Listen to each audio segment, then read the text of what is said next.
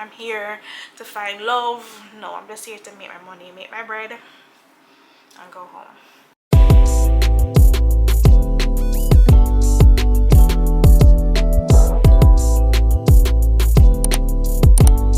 Everybody, welcome back to my channel. My name is Stacy and I create faith-based content here on YouTube. So if that's something you might be interested in, please be sure to hit that subscribe button. And now let's get into today's video. Now there was a video I posted. I'm not sure if you have watched it already, but I spoke about 3 ways in which I knew that he was the one. And you guys went crazy on that one. Thank you so much for all the support on that video. So if you haven't seen that one, go and watch it. But let's watch this one first, right? And then we can go and watch it. So I got saved. Firstly, I got saved in 2021, and I was going to university at that time. I didn't finish UE because I was going to the University of the West Indies.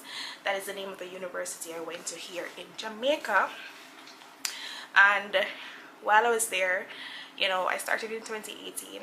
Then the panoramic came. I'm calling it the panoramic, of course, but the pandemic came in 2020 here in Jamaica. I had to move back home, and when I moved back home, there was just a series of events that was just happening. I was talking to, I had a boyfriend at the time, that didn't work out, you know, all the works.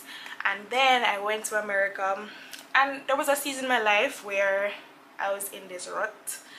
So I was in this rut, like just this rut, especially when it came on to like relationships. And the type of person that I am, one of my greatest desire was to be married. Like I grew up, I saw my parents married, I saw, you know, other family members around me married, and I knew that marriage was good. Now I didn't have a relationship with God at the time, but at the time I just knew that there was this deep desire in my heart to be married. You know, everybody, I was young, I just want to meet this one person, I just want to get married. Yeah.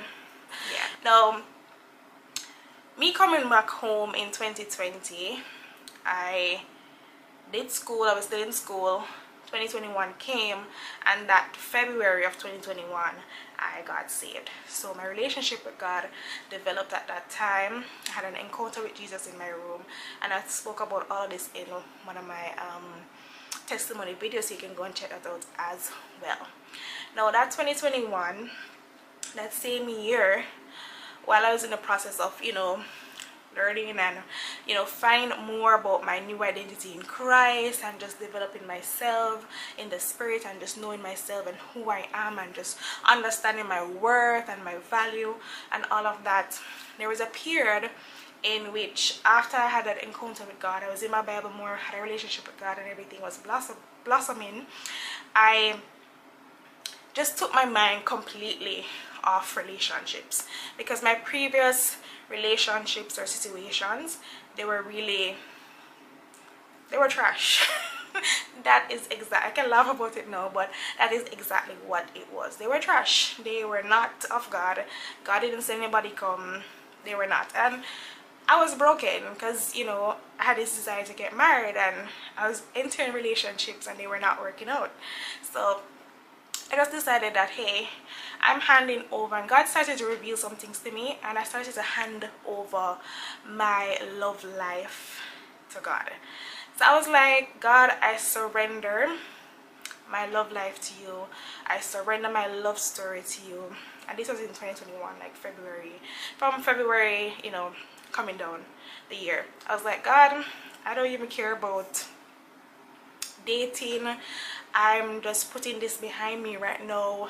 I'm just so focused on you. Like, it's just me and you locked in, Jesus. Jesus, it's just me and you locked in. Totally locked in. Now, during that same time period, 2021 was the year I was supposed to graduate from the University of the West Indies. And unfortunately, I failed one class.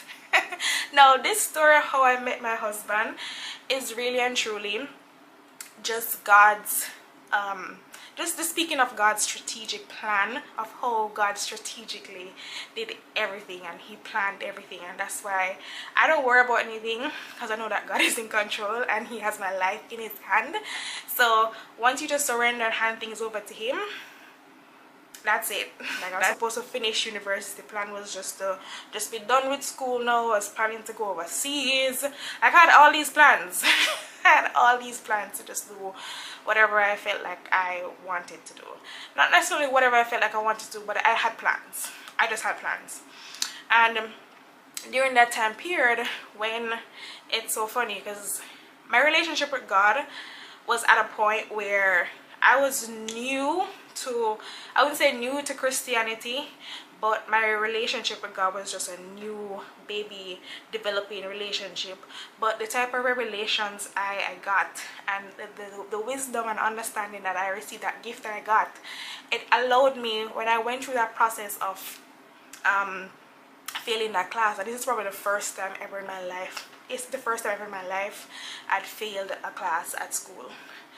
Like, I was bright sparks, as we call it in Jamaica, superstar.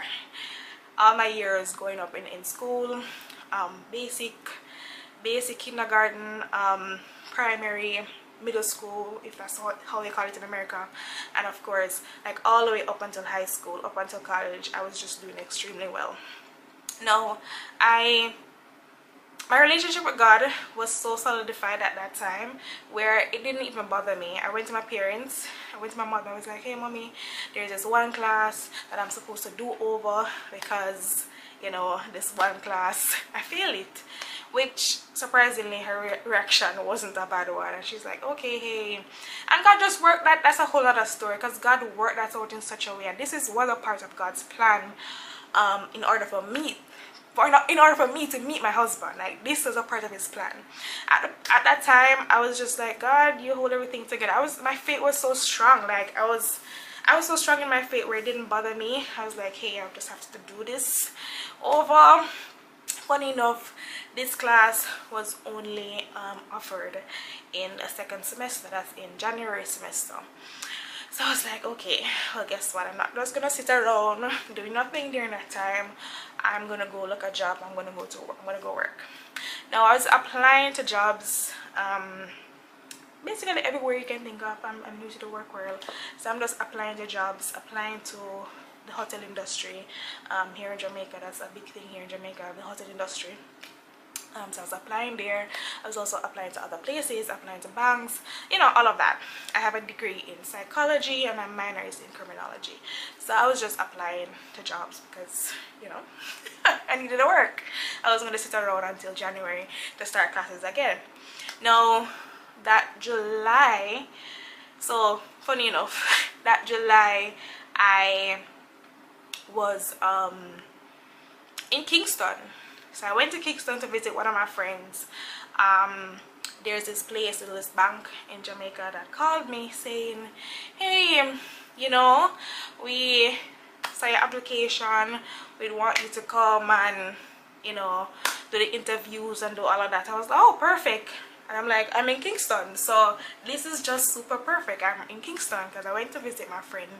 She had her apartment, so I went to visit her because it's been a while, you know, COVID. Haven't seen her friends in a minute, so I went to visit her. And I went, I did the assessments, I did the interviews and all of that. And I was very optimistic about it. I was like, yes, this is gonna be good. I'm gonna work at a bank and all the work. So I was like, yay, good for me, good for me.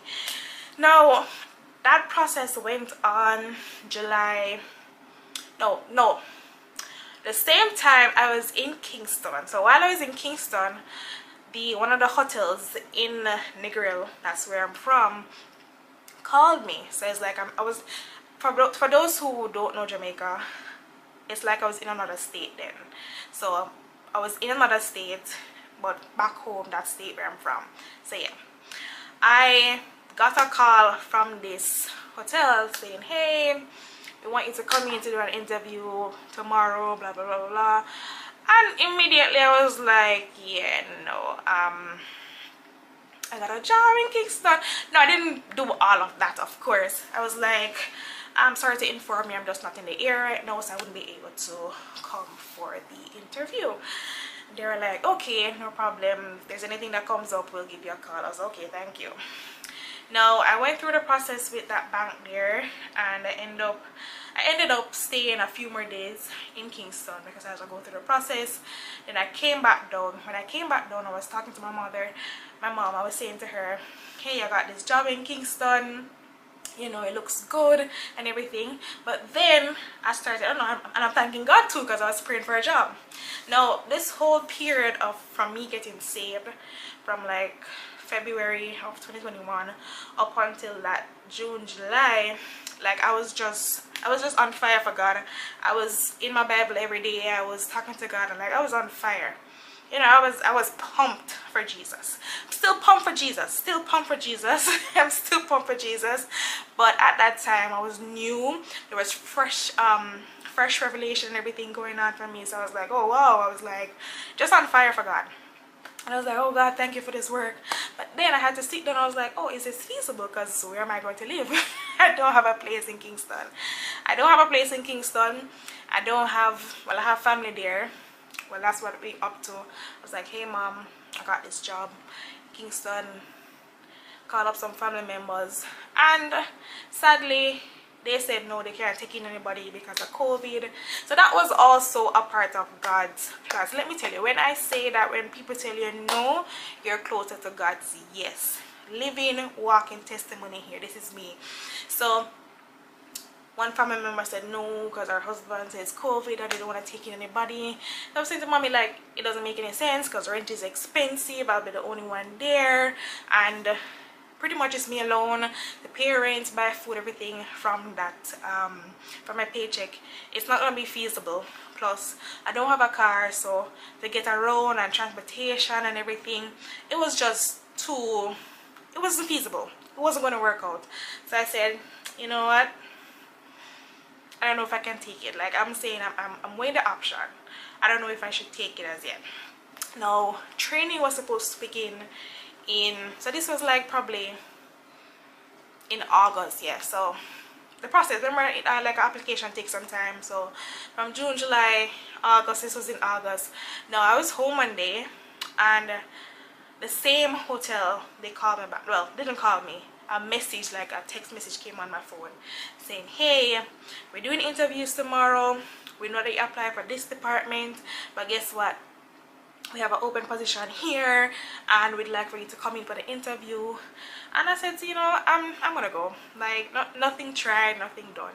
That's kind of like my motto, like nothing tried, nothing done. Like my mom always said that to me, like nothing tried, nothing done, meaning if you don't try it, then you won't know. So I said, okay, I'm gonna go and do the interview with them tomorrow. Which, when I went to the interview, I was so confident. I was like, God, if this is for me, this was me the whole time. Like, God, well, I still have this. If this is for me, God, it's for me. If it's not, then it's not for me. God, have your way. Do your thing. You're God. Now I went, I did the interview. I was so confident. Probably the most confident I've ever been in an interview. I just walked in so confident. I was like, you know, I did it so well. Now I came out of that interview, came back home. I was kind of like putting them at the back burner, the hotel at the back burner, because like on the back of my mind, because I was like, yeah, I just went into the interview just because, but really and truly I kind of have my mind set on going to Kingston, but I'm just trying to figure out how I'm gonna go to Kingston. Right now I was there contemplating. Now the hotel was calling me back now to say, hey, they offered me the job. I was like, oh, okay. They're like gonna start orientation next week, so you should come, what you should bring, the paperwork, the documents, all of that. So I was like, you know what, Mom, it's not feasible for me to go to Kingston to live right now because I don't have anybody there. I don't have any place to go. It just doesn't make sense. Alright, so I was like, okay. I emailed the bank in Kingston and I said, hey, thank you so much for the opportunity, thank you so much for considering me, but due to personal circumstances I wouldn't be able to take the job right now. It was sad. It was sad. I was like, you know, it's such a great opportunity. I was sad. I was kind of sad about it because now I'm gonna take this other job at the hotel. So I took the job at the hotel, and this is how the whole everything of me and my husband, how we met. I started working at the hotel September 1. So September 1 of 2021, I started to work at the hotel.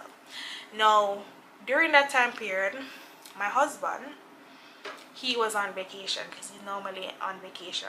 Well, back then, normally on vacation during that time. So I was at the hotel. Remember, I'm on fire for Jesus. I took this job. I'm thanking God for the work. I got a job. I'm working. I'm getting some money. I'm good. Like, praise be to God. God is good. Hallelujah. Hallelujah. Hallelujah. So I'm like, yes, Jesus, thank you.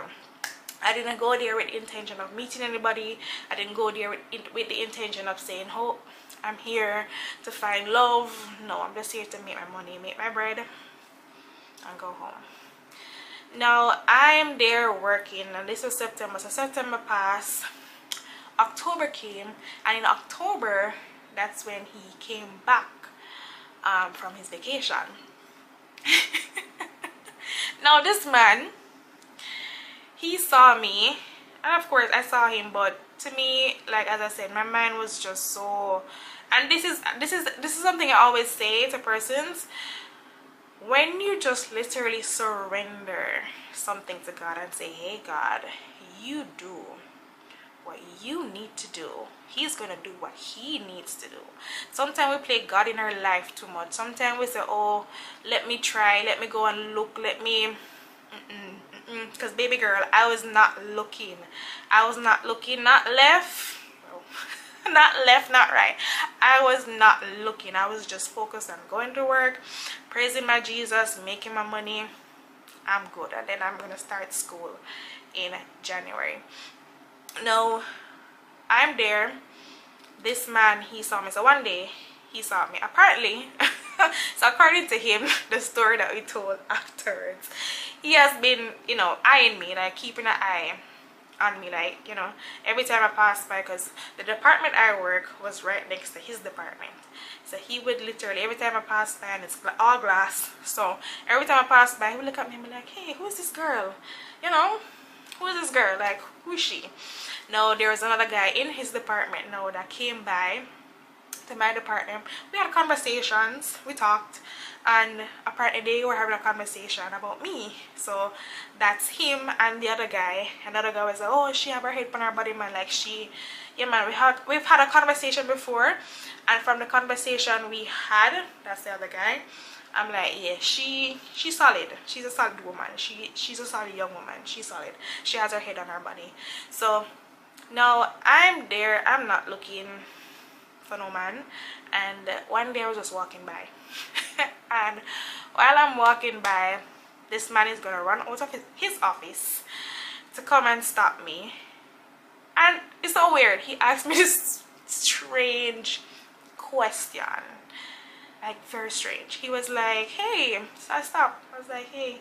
He's like, have you ever craved anything? So I'm like, just stopped out of my tracks. I'm like, yeah, cheesecake. Yeah, cheesecake. I don't know. I'm like, this is such a weird question for you to ask. Like, you just stopped me. You didn't say, hey, how's your day? Or he just stopped me and asked, have you ever craved anything? I said, well, yeah, cheesecake. He's like, okay. He's like, oh, I just always see you, and I just thought that, you know, you're a good company. You seem like a cool girl, and I just wanted to say hi, and I wasn't going to let today pass, and not, you know, without me saying hi to you. So I was like, okay, hi. I was like, hi, okay. He then went on to say that, you know, it would be really nice for us to hang. You know, I seem like good company, and even if he didn't want to come off weird, so he said even if it's in a group setting. I was like, yeah, sure, whenever. I'm like, okay. Like, I'm like, why this man stop? In my head, I'm like, why this man not stop me? No, like, what are you trying to say? Like, I don't know you. And then the thing is that it was during COVID, so we all had on like masks and everything, so I couldn't even see his face properly and everything. So I was like, okay. Now that went by, that day passed and gone. Forget about him. Not keeping that in my cranium. This was in October. He found the courage to come and say hi to me. So now every time I see him, we say hi, like, you know, hey. So now he keeps on coming over to my department now, and that's how it began. We started to talk. So he got my number. One day he came by. I was working in the gift shop at the time, and he came by and he asked for my number. He bought something and he asked for my number, so I wrote the number on the receipt, which is so cute. Like, I wrote my number on the receipt, and he didn't text me the first night. I was kind of expecting a text from him, but he didn't. I think the next day, no, he messaged me and he was like, hey, it's, you know, it's ordained, so and so and so. And from that day onward, we just started to talk. Now me and this man, we started talk, having conversation. We developed a friendship. And if you watch my previous story, I spoke about how, not my story, my previous video, if you watch my previous video on how I knew he was the one, I talked about how we developed a friendship first. So we were friends for like months before we even got together. And I shared this story of how we met because this was all a part of God's strategic plan of how we met, from me failing that class to not taking that job, from my family member rejecting me from coming, or I don't want to say it's a big word, reject, but my family member saying that, hey, they don't want to take anybody in because it's COVID and all the works. Like, God was setting up all of this. It's just me looking back and saying, hey, God was setting up and strategically putting these things in place in order for me to meet him. And then in turn letting me know that, hey, this is your husband, which was like a couple months afterwards, after I was talking to somebody else, because I saw him as a friend, and I did share this in my previous video. I saw him just as a friend, and God had to lick some sense in my head and say, hey girl, that's your husband. So that's how me and my husband met. We met at work, and I had no intention of meeting a man at work. Like, I had no intention. My plan was just to go to work, get my work done, that's it, kaput, go to school. Like, I had no intention. Now, following up from me getting saved in February, back up until like that moment from September, October, I was like, God, I'm just really focusing on you. And now this stems now this is where the enemy came into play, because that November, that same November, when I met him and we started to talk, there was another guy that the enemy just presented. And of course, this is what the enemy does before God. You know, when God is trying to bless you and give you the real thing, the enemy is going to come with a counterfeit. The enemy is going to present a counterfeit, baby girl, counterfeit, fraud, bootleg. The enemy is going to present that to you just before, or just when God is trying to give you the blessing that he has for you.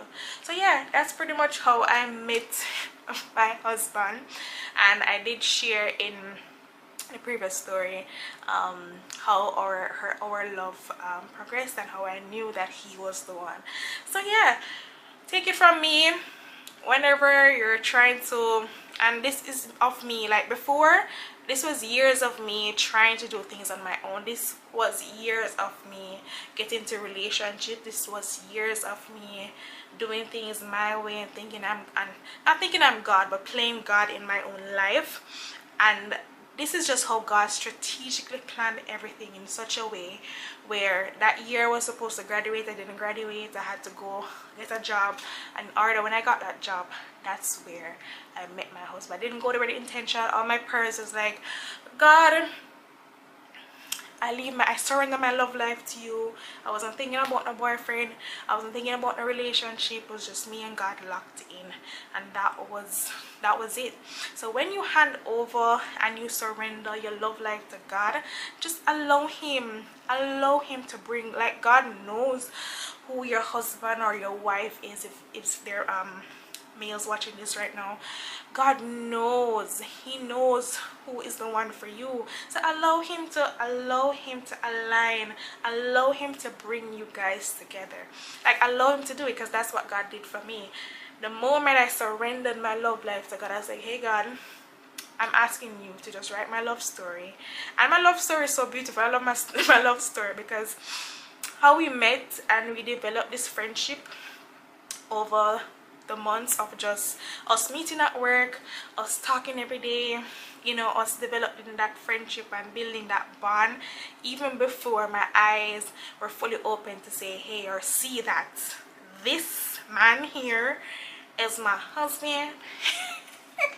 even before that, the friendship that we had, and we always talk about the friendship that we developed, the few months, the probably 7-8 months before we got together, before we officially got together, is really a part of the solid foundation that we have. And it's that keeps us. I mean, God keeps us together, but that is just something that cemented us together. And yeah, this is why we're here right now. So yeah, if there's anybody else out there, you know, longing for that romantic love, or seeking God in that area, my advice is just to surrender it over to him, and don't ask him how far away don't ask him how far away the man or the woman is. Don't ask him where's the tracking number. He knows. Just surrender it over to him and watch God work, because he did that for me. If he did it for me, he can do it for you too. So yeah, that's pretty much how we met and how God strategically planned and strategically worked everything out for my husband and I to meet. It was so lovely. And when it was time for me to leave that season of me working there, and that was what the purpose of me working there in that capacity was really to meet him.